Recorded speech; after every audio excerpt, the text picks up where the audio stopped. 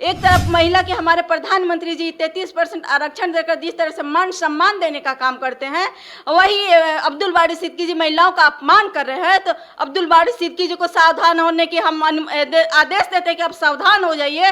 इसलिए ये बहने ने तय कर लिया है कि आपको इसका हम लोग मुंह तोड़ जवाब देंगे और आपको आने वाले 24 में एक एक वोट का हम लोग उपयोग करके इस तरह से गद्दी से हटाने का काम करेंगे। लालू जी का यही काम है। लालू जी लोग रणनीति राज करके इस तरह से पहले बात करें तो सनातन की, फिर रामचरितमानस पर, फिर राजपूत और ब्राह्मण की लड़ाने की। हम कहना चाहेंगे कि आप अपना इस्तीफा दीजिए, अपने मंत्री लालू जी उनका इस्तीफा लीजिए अपने पार्टी से। इस तरह का बयान हम लोग महिलाएं बर्दाश्त करने वाले नहीं हैं और आप सावधान हो जाइए।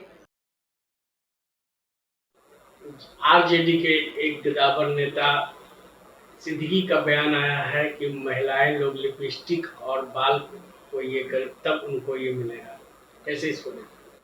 हम पूछना चाहते हैं अब्दुल बारी सिद्दीकी जी से कि क्या उनके घर में महिला बहनें नहीं है क्या, पत्नी नहीं है क्या, बेटी नहीं है क्या, कि जो इस तरह से बयान दे रहे हैं।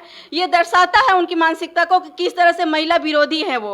एक तरफ महिला के हमारे प्रधानमंत्री जी 33% आरक्षण देकर जिस तरह से मान सम्मान देने का काम करते हैं, वही अब्दुल बारी सिद्दीकी जी महिलाओं का अपमान कर रहे हैं। तो अब्दुल बारी सिद्दीकी जी को सावधान होने की हम आदेश देते हैं कि आप सावधान हो जाइए। यही महिला आने वाले चुनाव में आपको एक एक वोट से जिताने का जो काम करती थी वही हराने का काम करेगी। और आप सावधान रहिए क्योंकि महिला जागरूक हो गई है। आपके कहने से आपकी सोच और जो नजरिया दिखता है कि किस तरह आपकी सोच कितनी गंदी सोच है, कितने गंदे मानसिकता वाले आप व्यक्ति हैं। आप इस तरह के जो अफवाहें फैला रहे हैं, हम उनके पार्टी में भी तो महिलाएं हैं। क्या उनकी पार्टी में महिला बहनें लिपस्टिक नहीं लगाती है क्या, श्रृंगार नहीं करती है, सिंदूर नहीं करती है क्या? तो इनका मतलब कि ये अपने पार्टी में इस तरह के बयान को मानते हैं, उनकी बहनों को मान रहे हैं कि हम भी अपने बहनों को भी दे रहे हैं। ये इससे तो साबित होता है कि आप पूरे आधी आबादी को आप गुमराह कर रहे हैं और आधी आबादी का आप अपमान कर रहे हैं। इसलिए ये बहने ने तय कर लिया है कि आपको इसका हम लोग मुंह तोड़ जवाब देंगे और आपको आने वाले 24 में एक एक वोट का हम लोग उपयोग करके इस तरह से गद्दी से हटाने का काम करेंगे कि कभी आपने सपनों में भी नहीं सोचा होगा कि हमारी ये बुरी स्थिति होगी। लेकिन ये बयान के बाद आरजेडी ने चुप्पी साध ली है। जी, आरजेडी का ही तो यही काम है, लालू जी का यही काम है। लालू जी लोग रणनीति राज करके इस तरह से पहले बात करें तो सनातन की, फिर रामचरितमानस पर, फिर राजपूत और ब्राह्मण की लड़ाने की, अब महिला का। तो ये दर्शाता है कि लालू जी मतलब सब लालू जी के नेतृत्व में ही हो रहा है। लालू जी इसको करवा रहे हैं। यदि ऐसा नहीं होता तो लालू जी का बयान आता है, राबड़ी जी का बयान आता है इस पर कि नहीं ऐसा नहीं बोलना चाहिए। अपने नेताओं को वो आदेश देती कि नहीं इस तरह का बयान यदि आप बोले हैं तो आप माफी मांगिए। लेकिन राबड़ी देवी जी एक महिला होकर जिस तरह से महिलाओं का अपमान कर रहे हैं अब्दुल बारी सिद्दीकी जी, महिला होकर भी चुप्पी साधी है। इसका मतलब साफ है कि इसमें उनका भी रजामंदी है। क्या आप लोग चाह रहे हैं? जी, हम लोग चाह रहे हैं कि जिस तरह से महिला का अपमान कर रहे हैं, हम पूछना चाह रहे हैं कि 3 तलाक जो मोदी जी लाए वो उन्हीं समाज की बहनों के लिए लाए। वो बहनें रोती थी जो सिर्फ 2-3 बार बोल देते थे तलाक तलाक तलाक और उनका रिश्ता जीवन भर का खत्म हो जाता था। वही बहनें आज इतना गर्व महसूस करते हैं कि मोदी जी के 3 तलाक का फैसला का स्वागत की और सम्मान के से कहा कि हाँ हम इस फैसले का स्वीकार करते हैं और बहुत उत्साहित थी। यही भुड़का वाला भी मोदी जी ने वो काम किया कि भुड़के में रखने का काम ये लोग करते थे।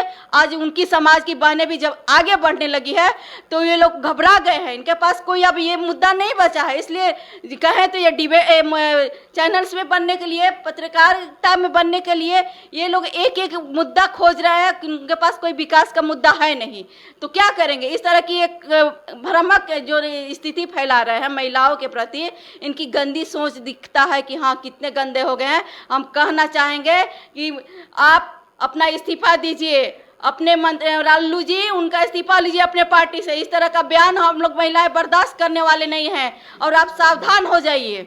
हम सावधान होने की उनको चुनौती देते हैं कि जिस तरह से सीएम नीतीश कुमार के काफिले में एक एम्बुलेंस को रोक दिया गया, उसे कैसे देखा? उसमें बच्चे जी, ये तो दर्शाता है बिहार सरकार के मुख्यमंत्री का एक एम्बुलेंस जा रहा है और उनके काफिले में जिस तरह से एम्बुलेंस को रोका गया, उनको ये सोच दिखाता है कि किस तरह से बिहार के प्रति वो सजग नहीं है। यदि एम्बुलेंस में कोई सीरियस मरीज रहता है तो उनकी जान चली जाती है तो उस पर वो उन पे क्या कार्रवाई करेंगे, ये तो खुद उसमें फंस जाते। इसलिए दर्शाता है कि मुख्यमंत्री जी को पहले ही प्राथमिकता अपनी मानते हैं, इसके बाद जनता की मानते हैं। यदि ऐसा मुख्यमंत्री बिहार का हो तो जनता उनको नकारती है, क्योंकि पहले उनको मुख्यमंत्री है तो उनको सोचना चाहिए कि पहले हमारी प्राथमिकता जनता है। पहले हम जनता को, उनको चाहिए था कि पहले एम्बुलेंस को निकलवा करके तब अपना काफिला को आगे बढ़ाते, लेकिन उन्होंने ऐसा नहीं किया। ये दर्शाता है कि बिहार के मुख्यमंत्री बनने के लायक नहीं है। अगर ये वीडियो पसंद आई और वह बिहार के राजनीति और बिहारियत से सरोकार रखेनी तो सब्सक्राइब बटन दबा के चैनल के सब्सक्राइब कर ली। ओजे एगो घंटी बा, ओकरा बटन दबा देला से कुल सटीक और मारक खबर रुआ मुफ्त में मिल जाई। अगर रुआ पत्रकारिता के हमनी के नया प्रयोग में सहयोग कर चाहतानी तो ज्वाइन बटन दबा दी। पेटीएम नंबर नोट कर ली 938681